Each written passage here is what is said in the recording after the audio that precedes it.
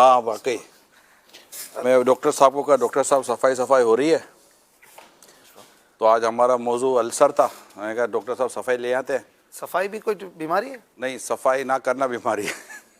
सफाई ना करना बीमारी। असल में माशाल्लाह टैबलेट मिलती मैं है। गुफ्तगू सुन रहा था और उसके बहुत सारे आप पहलू पर गौर कर रहे थे, लेकिन मेरे जहन में था कि सफाई होने के तिब्बी फ़ायदे और सफाई ना होने के तिब्बी नुकसानात, जी, उसको भी मज़ीद थोड़ा सा हमको सोच रहे थे कि आज हम सफाई ना करने से बंदा बीमार भी हो सकता है। बीमार होता है ज़्यादातर सफाई ना होने की ऐसी वजह से। सिरप गोलियां मिलती हैं कि सही हो जाए, यानी सफाई करना भी आ जाए। ये बस वो अब्दुल हबीब भाई ने कहा था ना कि वो एजुकेशन ये सब है। मैं भी जैसा आपने शुरू में सवाल किया था कि ये कहाँ, जैसे कि बाहर के किसी कल्चर का, तुर्की का पता नहीं आपने मिसाल दी नहीं दी। नहीं तो हाँ, तुर्की की मिसाल है, मतलब कि अगर बाहर की मिसाल देनी है तो हमारे पास तुर्की की मिसाल है। तुर्की इंतहाई सफाई पसंद। मुस्लिम वर्ल्ड में सबसे पहले नंबर पे। नहीं मतलब ये ज़रूर तो नहीं कह सकता। जी, मैंने पढ़ा था इसको। अच्छा, कि पहले नंबर पे मुस्लिम ममालिक में सबसे ज़्यादा साफ कंट्री इसे करार दिया गया। नहीं मैं तो तो सफाई के लिहाज से और बहुत सारी चीज़ें निगरानी शुरू बयान करेंगे। जब मैं पहली बार तुर्की गया था या दूसरी बार गया था तो मुझे एक बात पता चली कि मस्जिद में आप विदाउट सॉक्स नहीं जा सकते। अच्छा, हाँ, बुरा समझते हैं। ओवरऑल भी इसकी वजह? हाँ, मतलब आप मस्जिद में जब आप नंगे पैर आप जा रहे हैं, नॉर्मली वहाँ पर ठंड होती है या लोग शूज़ पहनते हैं, तो जब आप शूज़ पहनेंगे और आपके सॉक्स नहीं होते तो बाज़ औक़ात पैरों से स्मेल भी आती है। यानी वो अदब के भी मुनाफी समझते हैं मस्जिद अच्छा। में और सफाई के भी मुनाफी समझते हैं कि आपके सॉक्स ज़रूर होने चाहिए। तो हो सकता है वजू करके जाएं तो गीले पाँव लेकर जाएं, ये भी वजह तो होगी। सॉक्स उसको भी साफ कर देगा। नहीं, बाकायदा एयरपोर्ट पर, जैसे तुर्की इस्तांबुल के एयरपोर्ट पर हमने वजू करके नमाज़ पढ़ी थी, तो हमारे बाद इस्लाम भाई ने सॉक्स पहनने के वजू करने के बाद सॉक्स नहीं पहने।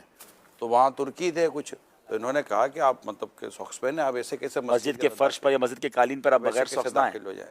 अच्छा, पर्सनल जो लोग हैं ना, जैसे अभी लिबास और वज़ाकता पर भी कलाम हो रहा था, तो पर्सनल भी जो लोग हैं ना, वो आपको मतलब के साफ़ सुथरे और डिसेंट नज़र आएंगे। इवन के लेबर, जी, यानी आप वो मजदूरों को भी देखेंगे ना, तो मजदूर भी आपको साफ, आप मतलब मजदूर का कोई पता है, सेठे का मजदूर समझ नहीं पड़ेगी। अच्छा, यहाँ तो समझ पड़ जाती है ना कि जोड़िया बाजार का सेठ अलग है, जोड़िया बाजार का मजदूर अलग है।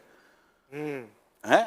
ठंड की वजह से भी कपड़े भी सबके गरम गरम होते हैं, तो मगर नहीं, असल में मैंने ये इसको समझा कि ये एक बाकायदा एक कॉमन सेंस है, सफाई तरबियत है। और बुनियादी बात यह कि तरबियत। हम जिस मुल्क की बात करते हैं, आप वेस्टर्न कल्चर की भी बात कर लें, क्योंकि वो तो एक कल्चर का हिस्सा है ना ये सारी चीज़ें, तो वो शुरू से ही एक कल्चर वाइज एक चीज़ हमारे उस सोसाइटी में डाल दी जाती है कि वो चीज़ उठाकर उसकी जगह पर रखेंगे, शूज़ अपनी जगह पर। जैसा अब हम जाते हैं बाज़ ममालिक में, तो इनको पता है जैकेट उतार के, कोई भी जैकेट उतार के घर में किसी सोफे और पलंग पर नहीं डालता, कोई भी लटकाने के। हाँ, जैसे साउथ अफ्रीका में ना, साउथ अफ्रीका में जूते घर में पहन के जाने का रवाज है, राइट। अच्छा, हाँ, साउथ अफ्रीका में कालीन नहीं है। अब पंजाब वगैरह में भी इस तरह है। मतलब शूज़ घर में पहन लें आप। नॉर्मली लोग घर में शूज़ पहन के घूमते हैं। अच्छा, और शूज़ उतारने की जगह ना घर के अंदर कहीं अंदर में अच्छा, बनी हुई है, या फिर वो बेड पे जाते जाते वो शूज़ को बोलेगा तू रुक, मैं जा रहा हूँ पलंग पर, वो जूते के साथ सोता नहीं है। और यूके वगैरह में अगर आप जाएंगे तो शूज़ की जो जगह है ना, वो गेट के बिल्कुल साथ बनी शायद हुई। बड़ी वजह सब ये है कि साउथ में नॉर्मली लोगों के घरों में कारपेट नहीं है और यूके और ठंडे इलाकों में हर घर में कारपेट है, तो कारपेट पे जूते ज़ाहिर है पॉसिबल फिर- है। हाँ, नहीं, साउथ अफ्रीका में भी ठंड तो है। हाँ, लेकिन वहाँ गर्म मौसम अब आप इतने बड़े बड़े दूर दूर के मुल्कों की बातें करें, नाजरीन कहें, हम तो बस पाकिस्तान में ही हैं या जहाँ देख रहे हैं वहीं रहते नहीं, हैं, आप तो हमें सब कब ये सेंस मिलेगा? नहीं, आप कहीं जो सफ़र करता है उसी को ये सब आता है। ये सेंस जिस रोज़ जब से हमारे तमाम तर तालीमी इदारों में ये सेंस आ जाएगा ना, ऐसा ही है। जी जी, ये असल में ये तरबियत होती है एजुकेशन इंस्टीट्यूशन से, सुभान अल्लाह। और घर की तरफ फिर उसका एक रुझान होता है। लेकिन घर में भी रुझान तालीम ले आता है। सही, तालीम की और तरबियत की कमी की वजह से जो है ना, ये सारा मतलब हमारे लिए ये प्रॉब्लम सारे खड़े हुए हैं।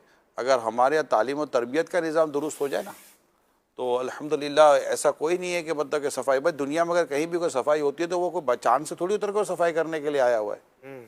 इसी ज़मीन पर उसे सफाई का तरीका सीखा। तो बचपन से ही जब आपके जहन के अंदर डिसिप्लिन, तौर तरीके और सफाई और सुथराई डाल दी जाएगी, तो अब जैसे आपने खुद एग्जांपल दी थी कोविड की, दावत इस्लामी का भी एजुकेशन इदारा है दारुल मदीना, वहाँ पे इस डिसिप्लिन का ख्याल रखा जाता है आपकी तरफ से? होता orders पता हैं? नहीं है, मैंने निसाब चेक नहीं किया, लेकिन आपकी होना तरफ से चाहिए। कुछ ऑर्डर्स तो होते हैं ना, शूरा की तरफ से कुछ खास देखिए, डायरेक्शंस? दारुल मदीना है ना, वो हमारा एक रिलीजियस पॉइंट ऑफ व्यू पे देखा जाए तो वो एक उसके साथ लिंक कर रहा है। ठीक। तो मैं यही तवक्को रखता हूँ कि वहाँ पर सफाई के ताल्लुक से बाकायदा एक जो शरीयत और दीन का जो सुन्नत तंजीफ़ का जो हमारा पहलू है उसको शायद बाकी रखा जाता होगा। लेकिन मदरसों हम ये मैं दावा कैसे कर दूँ कि भाई हमारे यहाँ तो बहुत अच्छा, कुछ है। मुख्तार जवाब दे। नहीं, मैं कैसे कह दूँ कि नहीं यूँ है जामिदुल मदीना में आप समझो कि ये हो जाएगा ना, मदरसुल मदीना में, दारुल मदीना में। तो मैसेज है इस्लाम और दीन का, और कोशिश यही है कि हर एक तक हमारी बात प्रॉपर पहुँचे। डिपेंड तो करता है ना कि उस्ताद कैसा है, टीचर कैसे हैं, सही, ये सब है। तो वालिदैन पर भी डिपेंड करता है और उस्ताद पर भी डिपेंड करता है। डॉक्टर साहब क्या बताता है, हमारा टाइम तो है, कुछ कॉल्स में रखा है अशफाक भाई? हैं कॉल्स अगर कॉल्स हैं तो बताइएगा। इस टॉपिक के हवाले से भी हैं तो भी निगरानी शुरा मौजूद हैं, कॉल्स कुछ अच्छे मुफीद पॉइंट्स मिल जाएंगे।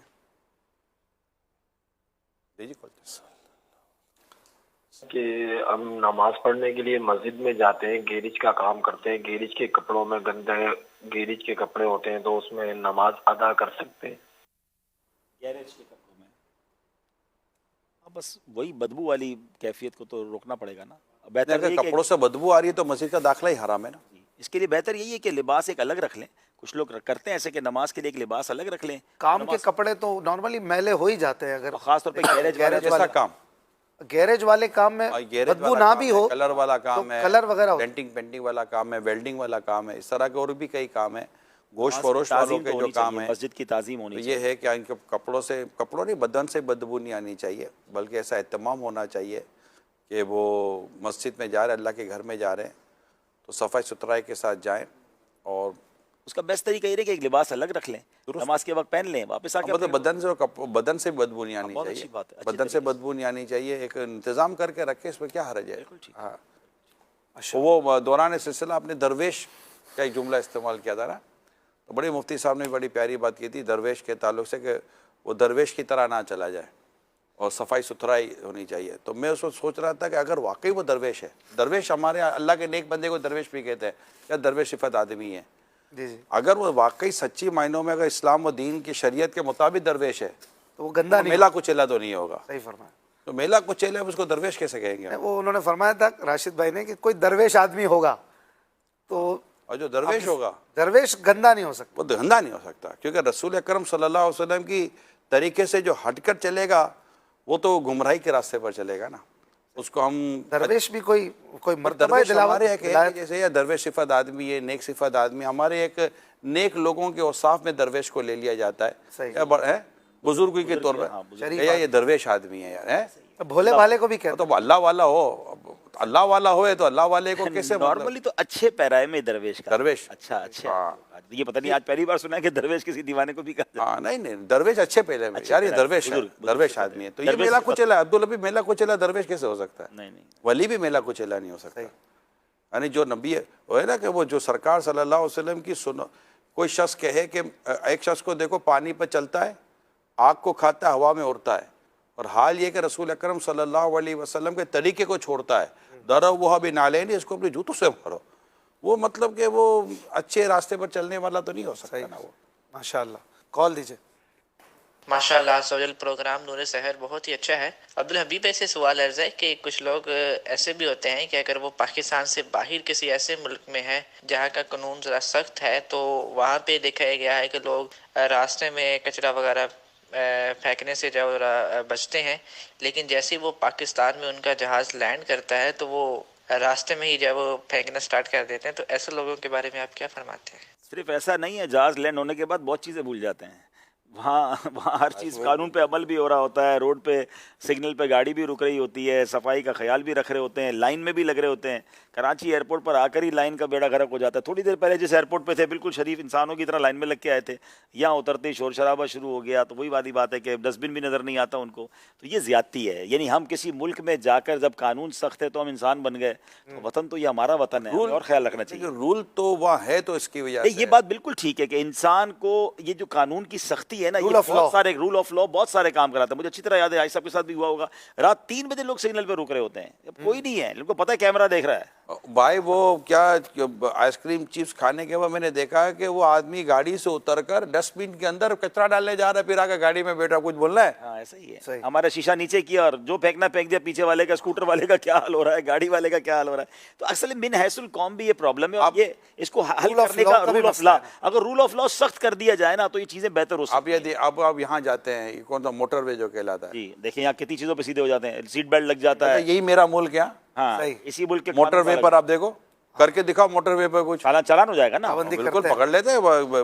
क्यों, क्या बताओ, आप सीट बेल्ट बांधते हो? जैसे ही मोटरवे शुरू हो जाता है गाड़ी खड़ी करके सीट बेल्ट पहले लगाना शुरू कर देते हो। बहुत अच्छी मिसाल दी कि हमारे मुल्क के मेरे मुल्क के अंदर हम कुछ सड़कों पर कानून की जरा पासदारी कर रहे हैं, उसके बाद खुद नहीं कर रहे। तो एक तो गवर्नमेंट को भी चाहिए कि वाकई सफाई के हवाले से इस तरह की ट्रैफिक के कवानीन पे वाकई सख्ती होनी चाहिए। दुनिया में है सख्ती, सिर्फ हमारे ही मुल्क है जहाँ चल रही है जो चल रही है। तो अगर 2-4 मुल्क होंगे शायद, लेकिन अगर ये सख्ती कर दी जाए तो लोग सिग्नल पर रुकेंगे। जेब्रा क्रॉसिंग पर अगर बंदा पैर रख दे, कमाल है, कोई गाड़ी गुजर के बता। जेब्रा क्रॉसिंग पर तो मसला ये है कि बंदा खड़ा है, हाँ, यानी कि सामने आदमी का फोटो बना हुआ है सिग्नल पर और लाल है, कोई गुजरेगा नहीं, ना बंदा ही नहीं गुजरेगा। वो तो तुम्हारा मतलब लोग चलने वाले भी पैदल चलने वाला कानून पर अमल कर अगर रहा है। गाड़ी ना खड़ी हो फिर भी नहीं गुजरते। नहीं गुजरेगा। अब वो बटन दबाएगा और फिर वो थोड़ा सा वो इजी हो जाएगा। लेकिन अच्छा, यहीं पर हमारे मुल्क में ही अब्दुल हबीब हेलमेट जब कानून हरकत में आता है, सबके सर पे हेलमेट आ जाता है। हमारे पास तो कानून के रास्ते ऐसे हैं ना, बीच में रूल इन्होंने बनाया कि जो बंदा हेलमेट पहन के आएगा उसको स्कूटर पे पेट्रोल डाल के देंगे, वरना पेट्रोल पंप वाले पेट्रोल ही नहीं देंगे। पेट्रोल पंप वालों ने 2 हेलमेट रख लिए, जिसके पास हेलमेट है तो उसको पहले हेलमेट पहनाते थे, उसको पेट्रोल डालते थे, फिर हेलमेट वापस लेके भेज देते थे। तो हमारे यहाँ भी तो रूल का जो हाल होता है फिर ये मजाक बनता है। कैमरे के लिए करते हाँ, हैं। कानून ऐसा बनाए कि जिसके साथ फिर कोई खिलवाड़ ना कर सके। और ये वाकई हेलमेट कितनी बड़ी चीज़ है, यानी इतनी ज़बरदस्त सेफ्टी है। डॉक्टर साहब बताएंगे, हमारे पास तो अपनी मिसालें, अपने करीबी लोगों की मिसालें हैं कि किस तरह बंदा जान से स्कूटर के एक्सीडेंट में जाता है। तो ये जान ये कि डंडा होता है तभी करते हैं यार, ये प्रॉब्लम। अच्छा, दुनिया में यही है, दुनिया में भी ये बात है, ऐसा नहीं है कि बिगड़ डंडे के लोग कर रहे हैं। ये मैं आपको बता दूं, आप मैं मुल्क का नाम नहीं लेता, एक मुल्क की जनाब सिविल सोसाइटी की बड़ी तारीफ दुनिया करती है और उसको सुपीरियर मुल्क मानती है। उस मुल्क में कुछ घंटों के लिए लाइट गई थी और उस मुल्क में जितनी लूट मार हुई ना, तो उस कौम का पोल खुल गया, क्योंकि लाइट गई, कैमरे बंद हो गए, बड़े बड़े स्टोर खाली कर लिए लोगों ने घंटों के अंदर। यानी कैसा लगा कि पूरी कौम ही डाकू थी। तो बात आई साहब की ठीक है कि रूल ऑफ लॉ ही कौम को, अवाम को सीधा कर सकता है। तो यहाँ हम तरबियत जरूर करें, बात करें, लेकिन अल्लाह करे कि इदारे भी सुन रहे हैं। और अच्छा हुआ भी है, पाकिस्तान में जब किसी चीज का रूल लेकर आए, चीजों लोगों काले शीशे देख लें, हाँ सीधा हो गया। लोग काले शीशे उतारना शुरू कर देते हैं, वो कवर करना, वो उतार देते हैं। अच्छा, लाइसेंस वाला आता है तो सबको लाइन में लगा खड़ा कर देते हैं।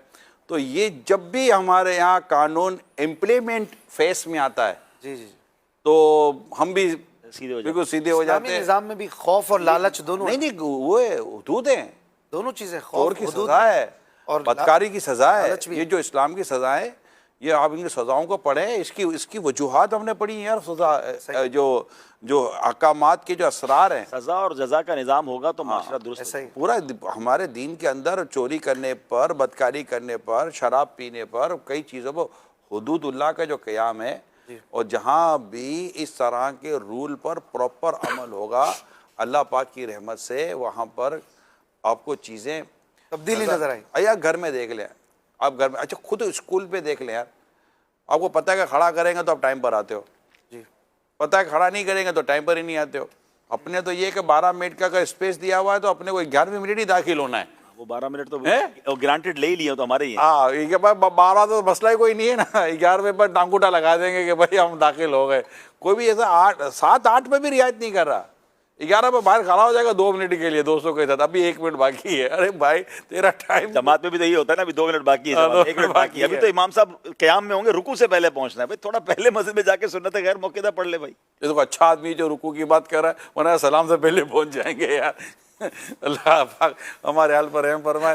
सफाई की बात चल रही, तो सफाई पे भी यही है कि अगर थोड़ा सा घर के अंदर भी खींच कर रखेंगे ना सफाई सुथराई के ताल्लुक से। डॉक्टर साहब क्या कहते हैं, सफाई ना हो तो क्या क्या मेडिकली लॉस है, नुकसान क्या क्या है? सफाई ना हो तो बहुत सारे नुकसान आते हैं। सबसे पहले ओरल हाइजीन ना, मुंह की सफाई। अगर दांत साफ नहीं होते, जिनको के कीड़े पड़ जाते हैं दांतों के अंदर, फिर उसके बाद जो जरासीम वगैरह मुंह के अंदर जो छाले वगैरह हो जाते हैं, मुंह की सफाई सबसे इम्पोर्टेंट है। मुंह की सफाई रखना, खाना खाने से पहले हाथ साफ रखना। ये जो टाइफाइड जो है बहुत ज़्यादा बहुत कॉमन है, जो फैलता है इसी वजह से है कि वो खाना कुछ चीज़ों के बाद हम हाथ साफ नहीं करते, वो हाथ के अंदर ही जरासीम रहता है। टाइफाइड के मरीज़ का प्रोटोकॉल ये है कि वो जब ठीक हो जाए उसके 15 दिन बाद वो कहीं अपनी ड्यूटी पे जाए या काम करने जाए। फिर जो बेडिंग है, जो बिस्तर या तकिया, जो टॉवल हम जो इस्तेमाल करते हैं, सबसे बड़ा वेक्टर सोर्स जिसको बोलते हैं ना, वो ये है कि जो टॉवल जो होता है इसी के अंदर सारे जरासीम, वायरल। ये हॉस्पिटल में जो डॉक्टर साहब वाइट टॉवल होता है, ये है, इसकी ये भी एक लॉजिक है कि वाइट टॉवल पर स्टेन डस्ट हो, और कोई निशान स्टेन हो, नजर आता है। जल्दी नजर आ हम तो जाए। लेते ही डार्क कलर का है ना, अपने को तो धोए कौन इतना बार बार अब्दुल हबीब। चादर भी डार्क कलर की चाहिए, तौलिया भी डार्क अपने को तो कलर का तौलिया तब धोना होता है जब उससे बदबू आना शुरू हो जाए, निशान- मेल वेल तो नजर ही नहीं आना तौलिए पर है? ये बेडशीट वाली बात जो है ना, ये वाकई बड़ी अहम है कि बाज़ घरों में महीनों बेडशीट, तकिए का कवर चेंज नहीं Yes, होता। तो अब उस पर क्या क्या मतलब देखें ना, कितने पसीने हमारे निकल रहे हैं, जिस्म से कोई ऐसा रुतूबत है तो सब उस बेडशीट पे लग रही है, और घर वाले भी इस्तेमाल कर रहे हैं। मैंने एक मिसाल दी थी, बल मिसाल के वाकया सुनाया था अब्दुल हबीब भाई, मदनी चैनल पर ही, अगर गालिब मुझे याद पड़ता मैंने अगर सुनाया हो तो। हमारे एक इस्लामी भाई थे, इनकी यहाँ पर गर्दन पर जो है ना खारिश नहीं जाती थी, ये खारिश जाए नहीं। अच्छा खुद वो थोड़ा बहुत मेडिकल से रिलेटेड थे, लेकिन खारिश ना जाए, खारिश करता रहे, दवाई लगाए, ट्यूब लगाए, सब कुछ करे, मगर खारिश ना जाए। एक दिन इत्तिफाक है कि इन्होंने जो तावीज़ पहना था ना, काली डोरी, काला धागा होता है तावीज़ में अमूमन, तो उसके हाथ में जो है ना उस काली डोरी में से मेल निकला। अब उसको समझ आई कि ये जो मुझे जो खारिश हो गई है ना, ये इस काली डोरी पर लगे मेल की वजह से है। अब उसने वो डोरी तब्दील की, तो जैसे डोरी तब्दील की, थोड़े दिनों के बाद इनकी वो जो स्किन प्रॉब्लम थी ख़त्म हो गई। प्रॉब्लम है। तावीज़ धोते नहीं है उसको, डोरी को नहीं। अब या मतलब कि यहाँ तो मतलब कि हमारे जब देखने सुनने वालों में कई लोग होंगे जिन्होंने तावीज़ को तो धागा वागा तो चेंज भी नहीं किया हुआ होगा, 10 साल से वही तावीज़ पहना। और वही पहना होगा। तो तावीज़ मुझे याद है कि हम मदरी चैनल पर लाइव थे नीचे, तो मेरे साथ एक बच्चा बैठा हुआ था, मैंने घड़ी यूँ रखी थी, हुई थी, तो जो मेरे साथ बच्चा था ना, वो घड़ी का ये जो हिस्सा था ना, वो मुंह में डाल रहा था लाइव यार।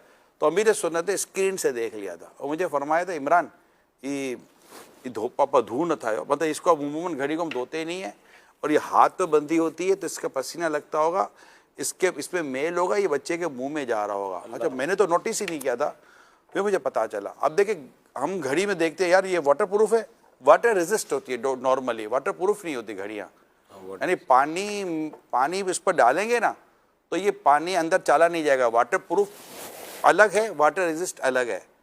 तो पानी के अंदर घड़ी फेंक देंगे तो फिर तो ये थोड़ी देर के बाद वो बताएगी कि मैं कैसी हूँ, तो घड़ी भी धोई जाती है। तो इस तरह तकिए की गिलाफ और ये बेडशीट वगैरह भी, उसको भी धोने का सिलसिला होना चाहिए। तो ये जो आपने कहा ना तकिए का गिलाफ, जी जी, तकिया खुद इटसेल्फ ऐसे पता नहीं कब अंदर से बदलता है। तकिया अंदर से क्या भैया रुई निकाल कर नहीं डालेगा क्या करे बंदा? फॉर्म अब तो रुई के तकिए भी खत्म हो गए ना हुजूर, तो ऐसा क्या फॉर्म का तकिया बदले? अब तो फॉर्म के बनने लगे। हाँ तो अब फॉर्म कहाँ से धोएगा भैया? इसमें देखें वो ये होता है कि कवर चेंज कर लेते हैं। कवर है ना, वायरल इन्फेक्शन किसी को है, बलगम थूक वगैरह उसका जा रहा है। इवन जैसे मिसाल के तो टीबी की कॉमन मिसाल देता हूँ, कोई टीबी का मरीज़ है, अब वो मरीज़ ने टीबी का अगर इस्तेमाल कर लिया तकिया, उसको तो जरासीम चले गए उसमें, बेडिंग में, तकिए में, टॉवल में। अभी टीबी फैलती इसी वजह से है, सफाई हो, हाइजीन हो, मेंटेनेंस हो। अभी हम एक नॉर्मल बात करते हैं डॉक्टर साहब, तकिया अब है फॉर्म का, रुई का नहीं है, ठीक है? अब फोम का तकिया जो है उसके ऊपर कवर चढ़ा हुआ है, तो कवर तब्दील करेगा, पूरा तकिया तब्दील करेगा डॉक्टर साहब? तकिए की वो लाइव देख लेना जब कितने साल से चल रहा है। एक तो हमको वैसे 10 ईयर वारंटी वाला तकिया चाहिए होता है, 10 ईयर वारंटी वाला हमको मैट्रेस चाहिए होता है।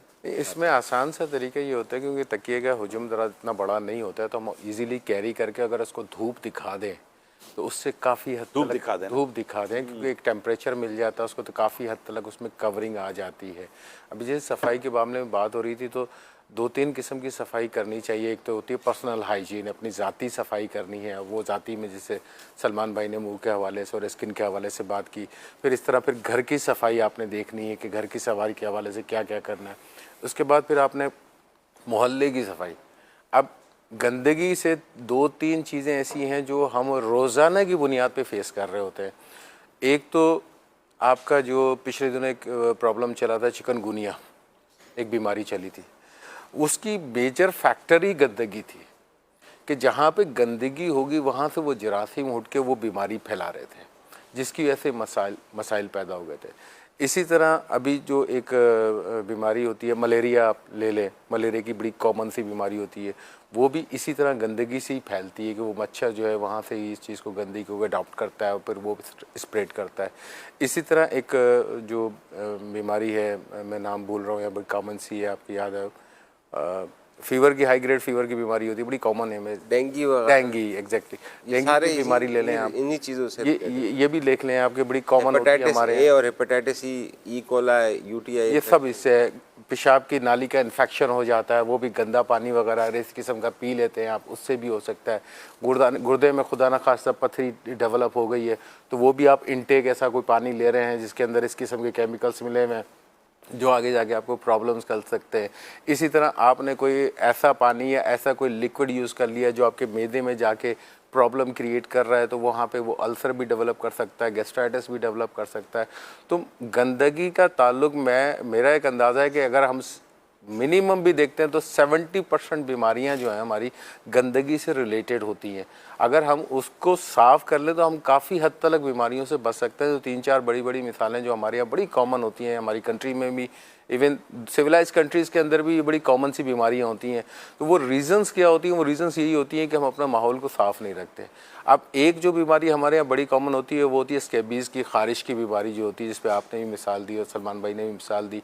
उसके अंदर बहुत सारे फैक्टर्स आ जाते हैं कि आप अपना जो चादर का है, तकिए का है, अपने कपड़े का है, क्लॉथ का है, या जो भी चीज़ आप यूज़ कर रहे हैं, पर्सनली यूज़ कर रहे हैं, जैसे आपने छोटी सी मिसाल घड़ी की दे दी आपने, ऐसी छोटी छोटी चीज़ों की तरफ ध्यान देना पड़ता है जिसकी वजह से। अच्छा, उसके बाद जो है फिर आपका दूसरी बीमारी आ गई, कोई ऐसी अनहाइजेनिक फूड ले लिया आपने, कोई ख़राब फूड ले लिया, या कोई ऐसी जैसे मिसाल में घड़ी की ली आपने, घड़ी बच्चे ने मुंह में ले ली, अब वो जरासीम पेट में गए, पेट में जाने के बाद उसको दस्त की बीमारी लग गई, उसको इसहाल हो गया, बीमारी हो गई। ये होने के बाद फिर अगर डाइट आपने ऐसी ले ली, ख़राब डाइट ले ली, तो वो टाइफाइड की तरफ चले गए आप। तो बहुत सारी बीमारियां ऐसी होती हैं जो आपसे फूड रिलेटेड होती हैं या आपकी सफाई से रिलेटेड होती हैं। सेहतमंद ग़िज़ा इस्तेमाल करें, सेहतमंद रहें और अपने बर्तन को भी साफ़ सुथरा रखें, धोकर इस्तेमाल करें। सब्जियां वगैरह माशाल्लाह खा रहे हैं, इसको धोकर इस्तेमाल करें। पानी का गिलास जो आप इस्तेमाल कर रहे हैं उसको भी धोकर इस्तेमाल करें। पानी भी साफ़ सुथरा होना चाहिए, क्योंकि कई बीमारियां पानी अच्छा यानी मियारी पानी ना होने की वजह से कई बीमारियां पैदा होती हैं। जब भी आप अभी जैसे खाना खा रहे होंगे, सहरी कर रहे होंगे, तो काइंडली हमेशा हाथ धोकर सहरी करें। जब हाथ धोने के बाद बेसिकली तो आपको हाथ पहुंचना नहीं है, क्योंकि हाथ धोने के बाद हाथ पहुंचा नहीं जाता, तो वो फिर दोबारा हाथ, और वही मतलब कि डर है कि वो मेल कुचेल या जरासीम वगैरह लग जाएंगे।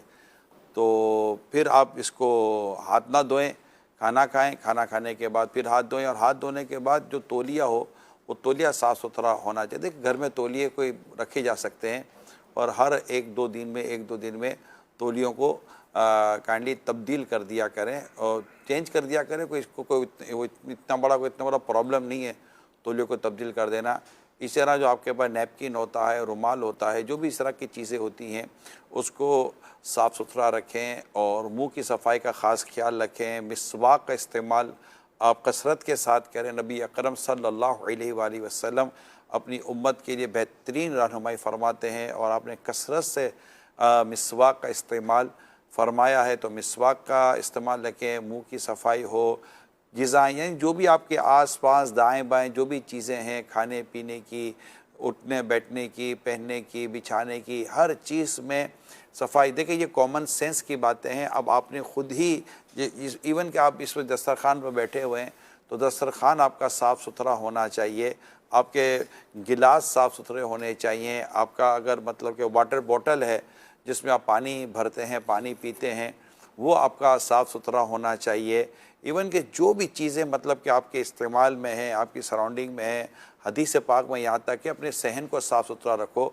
तो अपनी यानी कि सफाई और सुथराई के ताल्लुक़ से हदीसों में और सरकार सल्लल्लाहु अलैहि वसल्लम की सीरत में, सीरत सहाबा में, सीरत सहाबियात में, औलिया कामिलीन के अंदर बेहतरीन सफाई को रखा गया है कि सफाई के साथ अल्हम्दुलिल्लाह सेहत जुड़ी हुई है। सफाई के साथ यानी सेहत के बिगड़ने की एक बुनियादी वजह ये सफाई का ना, जैसे बाहर का अमूमन हम इस तरह का कुछ रफ़ किस्म का खाना खा लेते हैं, वो बाज़ औक़ात वो चूँकि वो सफाई नहीं होती उसके अंदर, जिसकी वजह से खा लेते हैं। मुझे याद है मेरे साथ एक गेस्ट थे, जो मेरा जो बिज़नेस टूर पर था, तो मेरे साथ एक गेस्ट थे, उनको भूख लगी थी।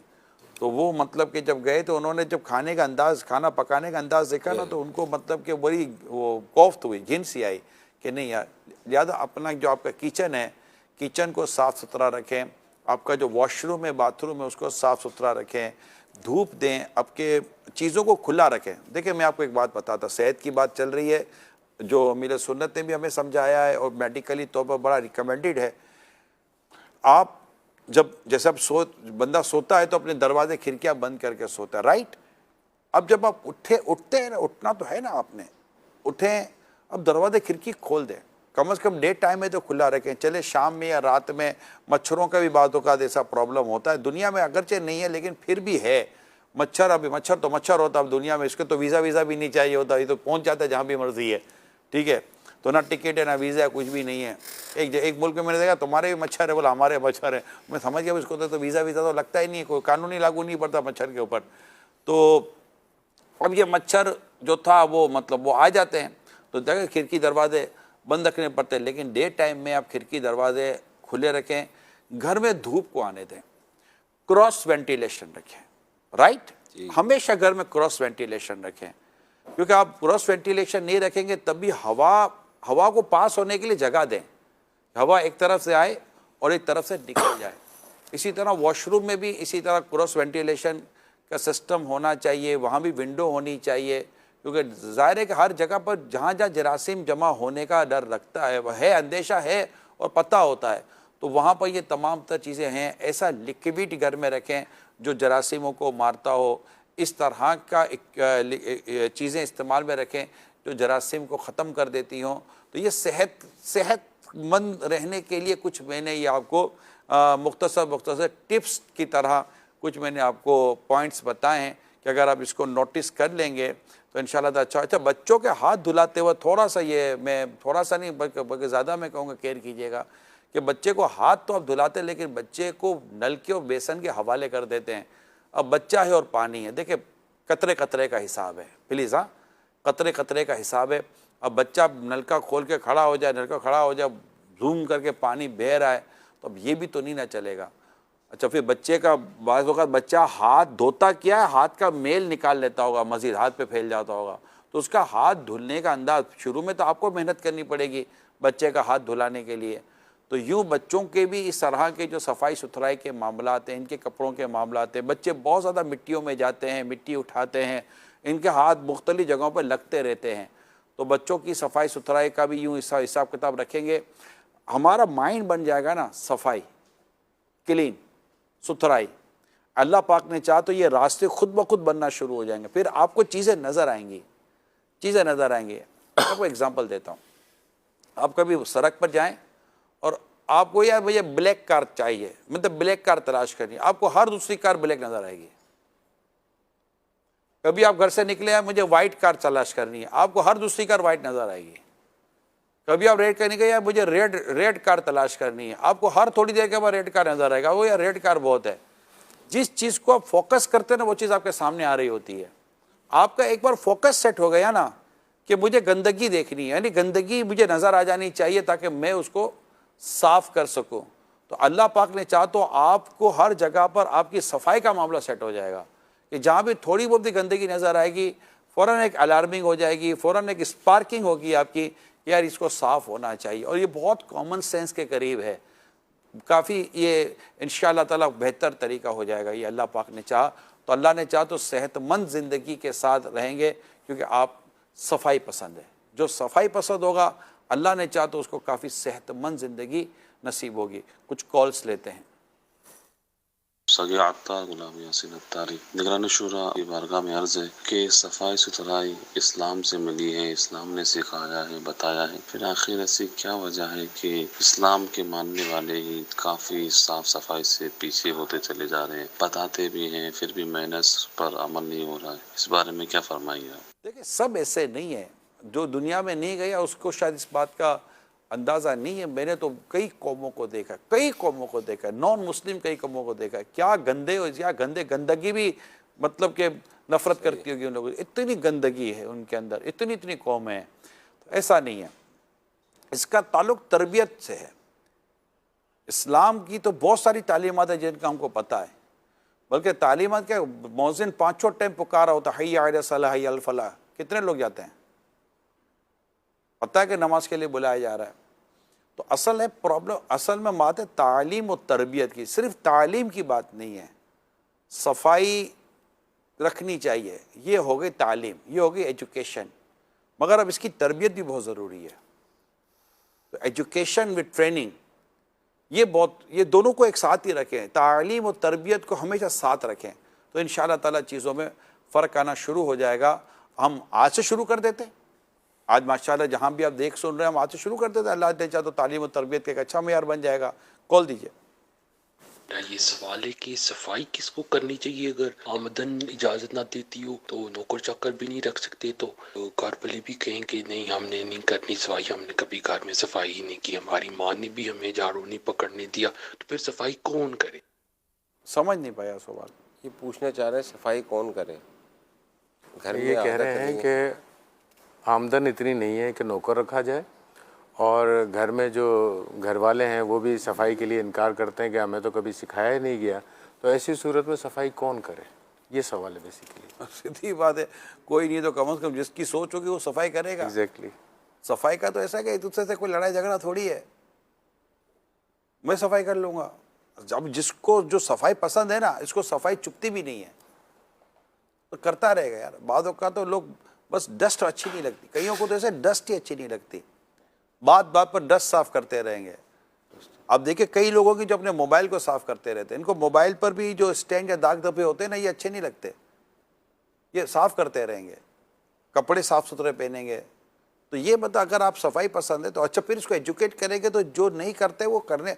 हम तो आज कोशिश यही कर रहे हैं ना बैठकर, हम सब सफाई करने वाले और साफ रहने वाले बने, तो इंशाअल्लाह ताला फिर सवाब पर नज़र रखें कि अल्लाह पाक ने चाहा तो उस पर सफाई की सूरत में सवाब भी मिलेगा, अल्लाह पाक की रज़ा वाले काम करते रहेंगे तो एक दूसरे को एजुकेट करते रहें, वरना हम ही कर लेंगे इंशाअल्लाह ताला सफाई।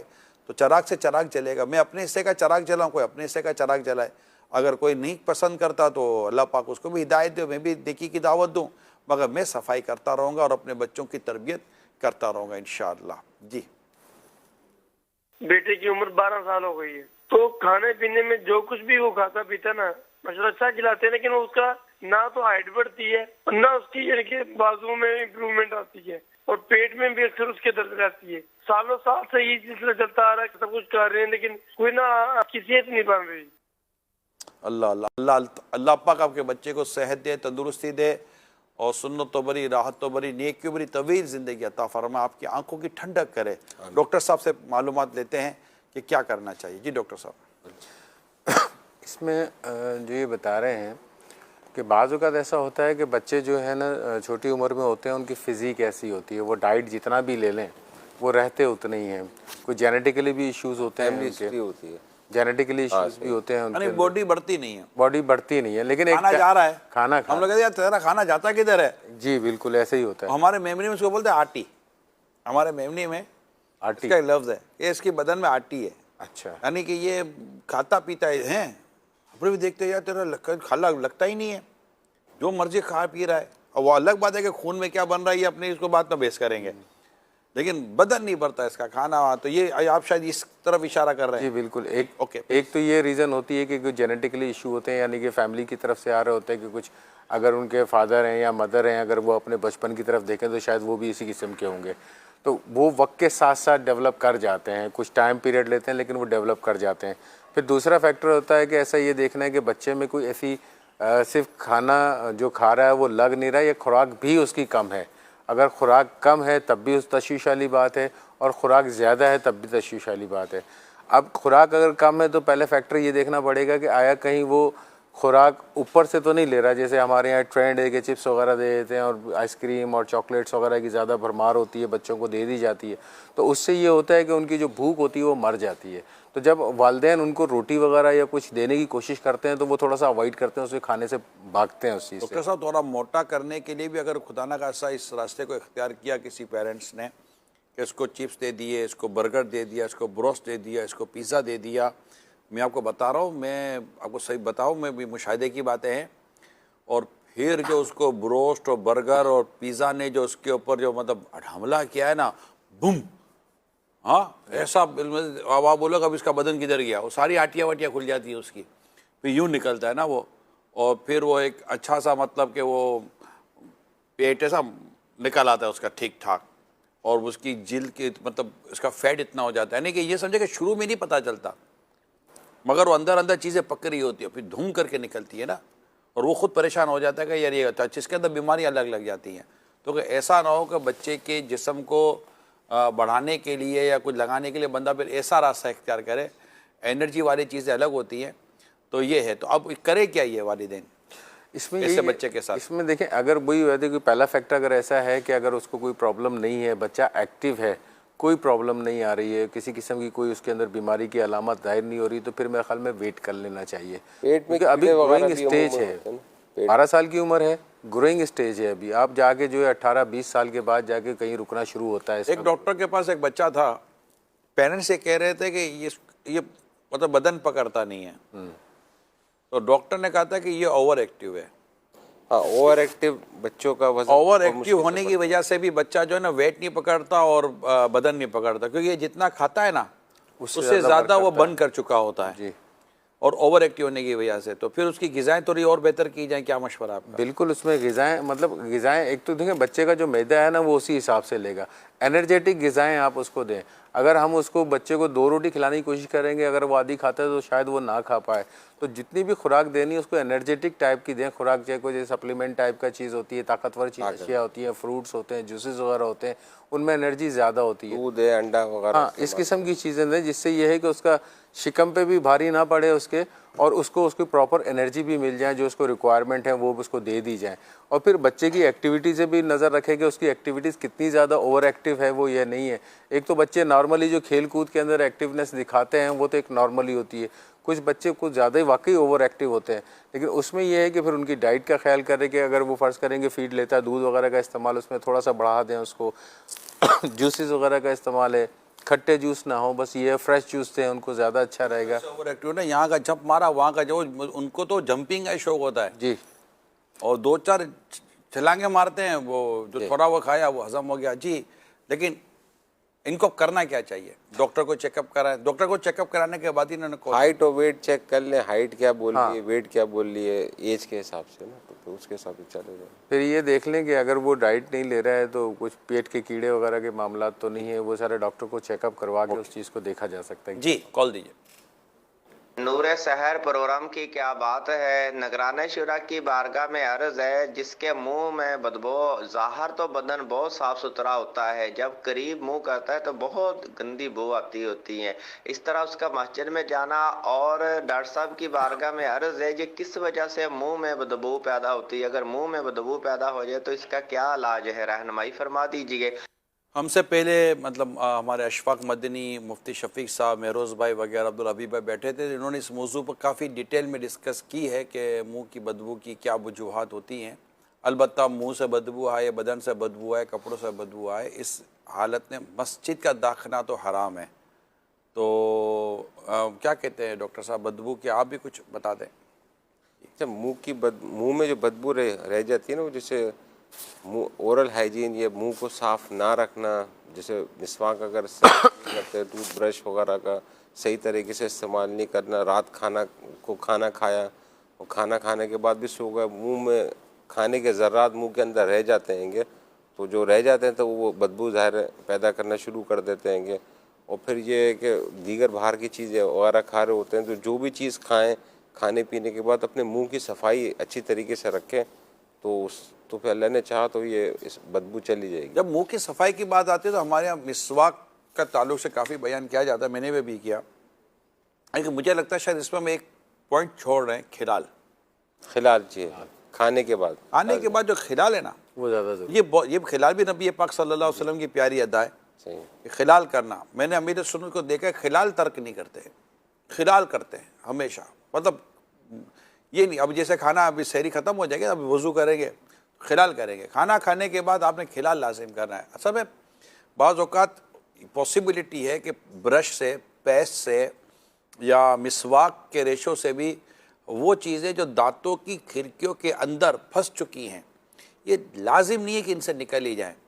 खिलाल से ये होता है कि बाज़ औक़ात बोटी के रेशे, कोई ऐसी खाने की अज्जा दांतों की खिड़कियों में और दांतों के अंदर जो गैप्स होते हैं उनमें वो फंस जाती हैं, और चूँकि हमने उसको प्रॉपर सफाई नहीं की हुई होती तो ये अंदर में सड़ती हैं। जब सड़ती है ना तो फिर ये अंदर से बदबू निकालती है, फिर वो जगह बना लेती हैं। तो इस तरह है। फिर बाद वक़्त गला ख़राब है, इससे बदबू होती है, मैदा ख़राब है, इससे बदबू होती है। अच्छा, मतलब कि एक थूक के अंदर बदबू हो जाती है, इसका एक नाम है जो गंदा दहन, ये भी एक है। तो ये, मगर इन सब के हल मौजूद हैं, रूहानी हल भी हैं, तिब्बी हल भी हैं और घरेलू टोटके भी हैं। इसके हल मौजूद हैं। आपको हमें सीरियस होना पड़ेगा। अब हमने क्या किया मुंह के बदबू का इलाज? च्युइंगम, हमने च्युइंगम मुंह में ले लिया, हमने और कोई चीज़ मुंह में ले ली और हमने कहा जनाब ये वो फ्रेश के नाम पर हमने ये ले लिया। यानी हम गंदगी के ऊपर चादर डालने के आदी बन चुके हैं, गंदगी ख़त्म नहीं कर रहे। वो खराबी जो हमारे जिस्म के किसी हिस्से में बन चुकी है उसको दूर करने के बजाय हमने मतलब कि माउथ फ्रेश के तौर पे ले लिया। मैं नहीं कहता कि ये चीज़ें सब गलत हैं, लेकिन क्या ये एक ऐसे ही हमने एडिशनल चीज़ ली है या एक प्रॉब्लम और एक मर्ज को या एक ख़राबी को हमने दबाने की कोशिश की है? तो इलाज जड़ से ख़त्म करना पड़ेगा। बीमारी जड़ से ख़त्म करनी पड़ेगी। इसके ऊपर से मतलब कि इस तरह तो कहो ये तो ये बात है कि बदन पर बदबू आ रही है और पसीने की बदबू का इलाज नहीं कर रहा, ऊपर से ये मतलब अपने खुशबू लगा कर चल पड़ते हैं, थोड़ी देर के बाद खुशबू में से बदबू फटेगी। तो ये भी गौर कर लीजिएगा। जी, कॉल दीजिए। आजकल खारिश का मराज बहुत ज़्यादा बढ़ चुका है, इसके बारे में मुफीद इलाज इरशाद फरमा दें। खारिश कह रहे हैं? खारिश, हाँ डॉक्टर साहब, वाकई खारिश के मर्ज बढ़ते जा रहे हैं।